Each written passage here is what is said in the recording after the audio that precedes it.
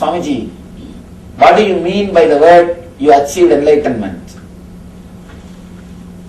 See, enlightenment doesn't mean that you became extraordinary or you became something like a superhuman or you became some way superlative. No.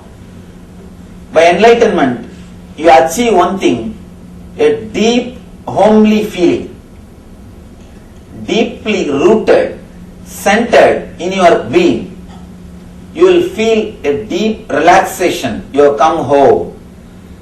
You are in your space. There is no other supernatural powers or there is no other supernatural things associated with enlightenment. Having some supernatural power is no way related to enlightenment. Please understand. Some powers may express through enlightened person, that is different. But the powers are not criteria. Just doing some magic or a miracle is no way related to enlightenment. So magic or supernatural things are not the real criteria of enlightenment. Enlightenment is a deep feeling or deep settledness or a total relaxation which happens inside your being. When you know your being, when you feel in tune with your being, or when you experience your energy, you achieve the state of enlightenment. Let me tell you an incident which happened in my life. At the age of 10, I was taken to a great master, Annamalai Swamigal. He was there in my native place, Thiruvannamalai. As a small boy, I was taken to him. Usually, in India, the parents, they force the kids and take them to these Swamis and all these temples. I was also taken by force. He was talking to a group of Westerners. He was talking that we are not body, we are not disturbed, we will not have any pain or suffering, we are beyond pains, we are beyond suffering, all these high, great Vedantic ideas. He was talking. When I heard that first thing, I felt surprised. I was surprised. How can this be true? When my mom beats, I feel the pain. Of course, in India, kids will be beaten by parents. When my mother beats me, I feel the pain. When my teacher fires me, I feel the suffering.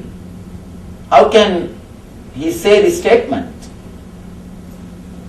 I went to the house and I wanted to experiment, test what he said. I took a knife and tried to cut myself. I cut my thigh to see whether I have pain or not. Of course, I had pain. I was taken to the doctor. They put the stitching and first aid, everything. They've done everything. After a few days, I went to the Swami again. I asked him, what is this? What did you teach? I went and cut myself. Why did you say all these things that we don't have pain and we don't have suffering? I went and tested it on myself. That Swami made a beautiful statement. Don't worry, my son. Do the small meditation technique. When time comes, you will understand what I said. Now you may not have understood. But when time comes, you will understand, realize what I said. Do this meditation. He taught me a simple technique of searching the source of your thoughts. Just start searching the source of your thoughts. So I said, all right, now you are teaching me the meditation, it's okay. But what about the pain which I am having? What about the suffering which I am having? Now I will do this meditation. This you could have told me earlier itself. What about the suffering? He told me the beautiful statement. Don't bother about this suffering. The courage to experiment the truth which you have is more than enough. That will liberate you. These one or two small mistakes, these small things, don't bother about it. It is worth doing. Or these troubles are worth facing. the courage to experiment with the truth, that's the greatest thing anybody can have. You have that, that is enough. That will guide you, that will lead you to the ultimate experience or to the end of the life.